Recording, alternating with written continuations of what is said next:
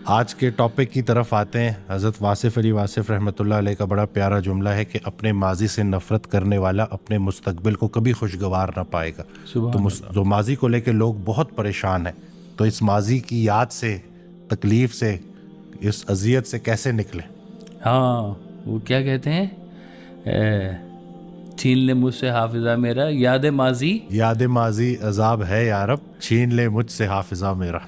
हाय हाय हाँ, ये लोग दुआ करते हैं जी कि, और मैं एक दिन बेटी का फ़ोन आया कि जी मेरा मियाँ बहुत अच्छा है, मेरे बच्चे बहुत अच्छे हैं, और मैं दुआओं में अल्लाह से मांगती हूँ कि या अल्लाह मुझसे मेरा जो हाफिज़ है ना, जो मेरी मेमोरीज़ हैं जो किसी और के साथ थी उसकी शादी से पहले, वो मेमोरीज़ मेरी या अल्लाह ताला छीन ले, वो मुझे बहुत कर्ब देती हैं। और ये सवाल एक बेटी का नहीं या एक बेटे का नहीं, ये बहुत बड़ी एक जनरेशन का सवाल है जो कहीं ना कहीं पे अपने माजी में अटक जाते हैं।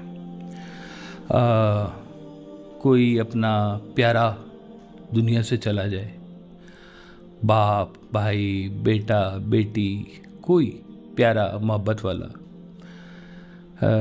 छोड़ के चला जाए, धोखा दे के चला जाए, तो वो जो भी तकलीफ़ उनको माजी में वो हुई होती है, वो उस माजी की तकलीफ़ में इतने ज़्यादा वो खो जाते हैं कि आज का जो अमल था, जो इस हाल में जो चलना था, वो हाल में बेचारे चल नहीं पा रहे। और वो फिर क्या करते हैं कि उस माजी की याद को भुलाने के लिए या तो साइकोलॉजिस्ट के पास जाएंगे, साइकेट्रिक के पास जाएंगे, स्लीपिंग पिल्स लेंगे, कुछ लोग नशे में चले जाएंगे। वो कहते हैं जी हम गम को भुलाने के लिए पीते हैं, तो हालांकि पी के फिर गम ज़्यादा ताज़ा कर लेते हैं अपना, वो है। तो वही गम कहीं जाना थोड़ी होता है, या आपका माजी कहीं चला थोड़ी जाना होता है, माजी तो आपके साथ रहता है। और एक चीज़ जो है वो सरकार वाले साहब ने यहाँ पे बड़ी खूबसूरत बताई हुई है कि माजी की गई गलतियाँ जो हैं वो अगर आपको भूलना शुरू हो जाएं तो समझे आपकी तौबा कबूल हो गई। कि माजी की गई गलतियों पर अगर आपने तहे दिल से आज तौबा की है तो वो इतना मेहरबान है कि वो याद ना कहीं आपके सबकॉन्शियस में पीछे ले जाता है, फ्रंट पे नहीं रखता, वो आपको कहीं नज़र भी नहीं आती। और उसकी एक बहुत बड़ी वजह ये नज़र आती है कि जो लोग इस, वो कहना चाहिए, गर्दाब में से, इस वर्लपूल में से जो लोग निकलते हैं ना, उनको फिर ज़िंदगी का कोई कॉज नज़र आता है, कोई मेहरबानी हुई नज़र आती है, तो फिर वो इस वर्लपूल से बाहर निकलते हैं। ये ऐसा ट्विस्टर है कि जिसके बीच में लोग अगर फंसे हुए रह जाए ना, तो बस फिर वो घूमते रह जाते हैं, निकलना उनके लिए बहुत मुश्किल होता है। और वो वर्लपूल क्या करता है कि वो खींच के तह में ले जाता है।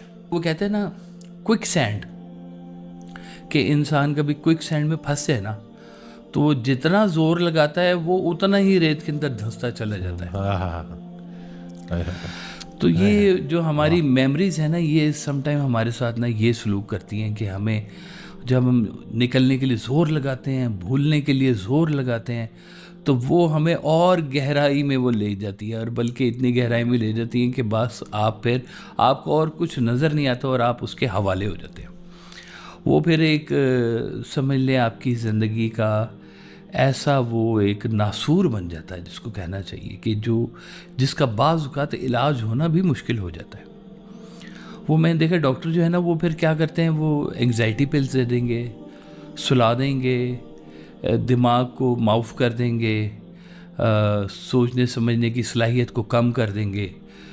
तो ये मेरे ख़्याल में ये टेम्परेरी बातें होती है सारी। इसके साथ ज़िंदगी नहीं गुजारी जा सकती कि आप अब 24 घंटे या अगले 20 साल जो हैं वो आप अपने दिमाग को सुन ही रखें।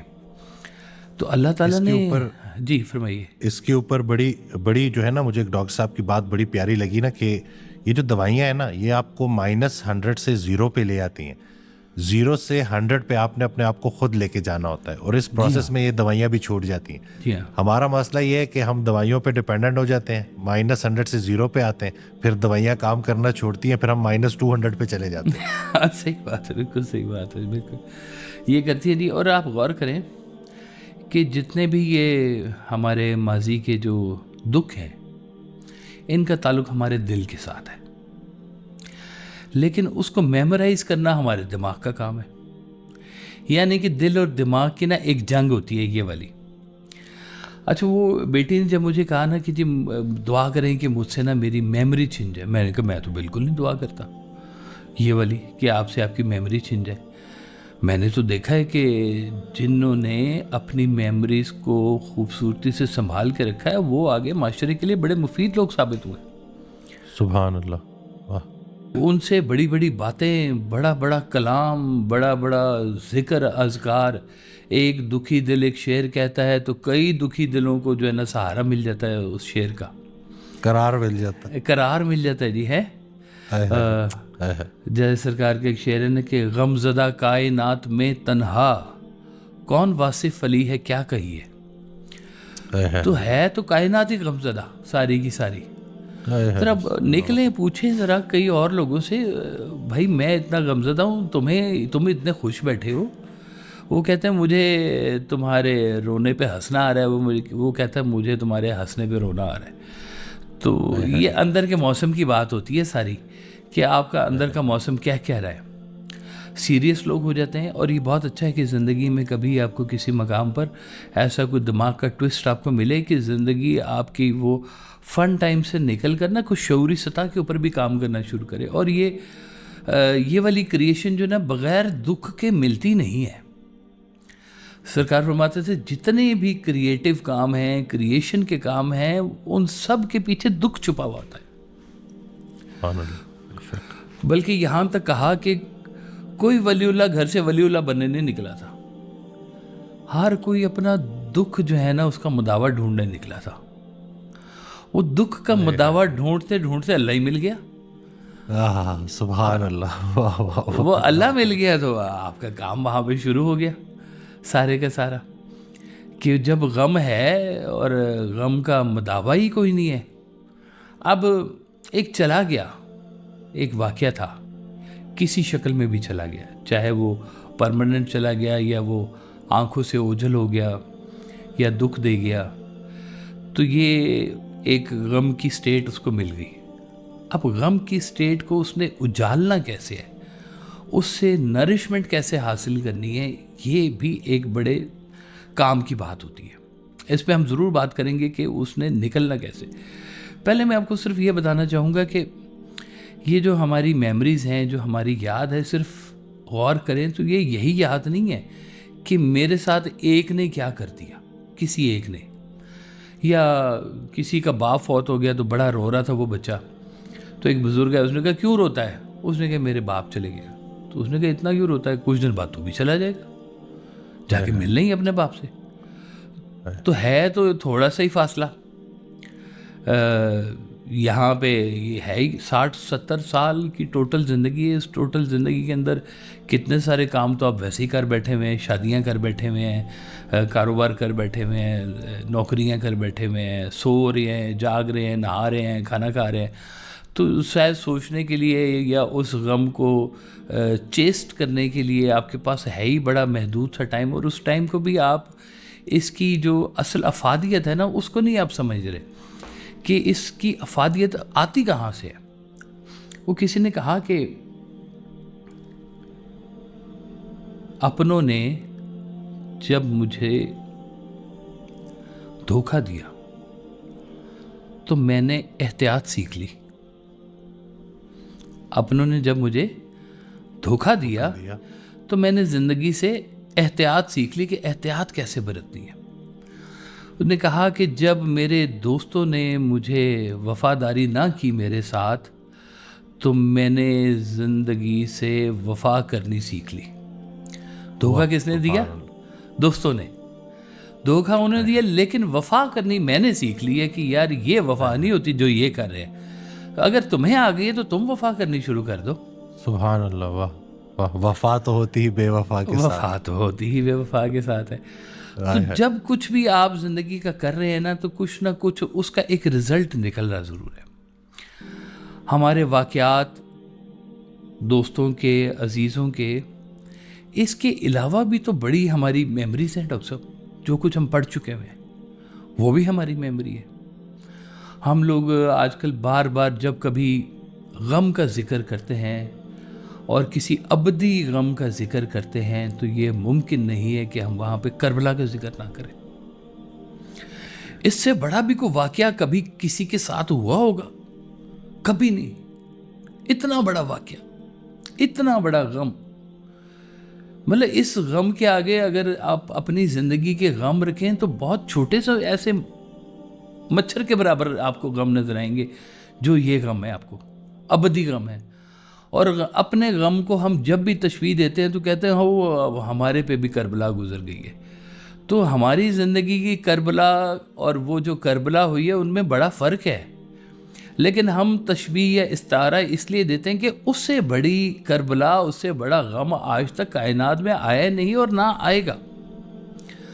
अब देखें, मुहर्रम शुरू होगा अभी, तो मुहर्रम के वक्त एक सब लोग इस वाक़े को लेकर रोएंगे, इस वाक़े को सुनाते हुए आंसू निकलेंगे, एक दिल के अंदर हरारत पैदा होगी। बल्कि इसके अलावा भी जब कभी भी इस वाक़े का जिक्र आएगा, आपके अंदर कुछ ना कुछ ज़रूर आएगा ऐसा वाक़या। ये हमारी अब मेमोरी का हिस्सा बन गया जी। ये बात हमारी मेमोरी के हिस्से तो बहुत सारे बन गए। दाता साहब से हमारी मुलाकात नहीं हुई, दाता साहब हमारी मेमोरी का हिस्सा है। हज़रत ख्वाजा मोइनुद्दीन चिश्ती से हमारी मुलाकात नहीं हुई, लेकिन वो भी हमारी मेमोरी का हिस्सा है। अब जो वाक़यात हम कुरान में सुनते आए, अहादीस में सुनते आए या अपने बुज़ुर्गों से सुनते आए, वो सारे हमारे हिस्सा बन गए। सरकार वाले साहब ने ना एक जगह पे फरमाया हुआ है कि मैं कैसे भूल जाऊं कि मेरी वजह से एक मुकर्रम मातूब हुआ था। देखिए जरा कहाँ की मेमोरी की बात हो रही है डॉक्टर साहब। अल्लाह अकबर। एक मुकर्रब था, हैं, और इंसान को सजदा ना करने पे मातूब ठहरा उसको। है ना जी। रायगा सजदे हुए इबलीस के किस बात से, वो जुदा समझा था हक को मुस्तफ़ा की ज़ात से। सुभान अल्लाह सल्लल्लाहु। अब क्या आपका माबूद तो, उसका माबूद तो था, महबूब कोई नहीं था। महबूब नहीं था, महबूब नहीं था, है? तो सरकार कहते मैं कैसे भूल जाऊं कि मेरी वजह से एक मुकर्रब मातूब हुआ था। कब की मेमोरी है? अल्लाह अकबर। कब की मेमोरी है? और कहा कि फिर वो मैंने वादा किया था, अलस्तु बिरब्बिकुम कालू बला। मैं वो वादा कैसे भूल जाऊं? अब आम बंदे की मेमोरी में ये बातें नहीं है, लेकिन किसी की तो मेमोरी में ये है बात। किसी ने सरकार वाले साहब से सवाल किया कि हुजूर, ये जो है हमें तो वो नहीं याद कि हमने कब अहद किया था अल्लाह से। आपने कहा कुरान सच्चा? जी सच्चा। तो आज सुन लिया, आज सुन लिया तो आज वादा कर लो। अल्लाह अकबर। आज सुन लिया तो आज ही वादा कर लो। इसमें ऐसी कौन सी बात है? क्या चीज़ भूल गए तो भूल गए, तो ये अभी बात आई है सामने, अभी वादा कर लो। कुरान पाक की एक आयत है जिसका मफहूम, उसका मफहूम है कि तो तुम वो वादा याद रखना जो तुमने मुझसे किया था, मैं वो वादा याद रखूंगा जो मैंने तुमसे किया था।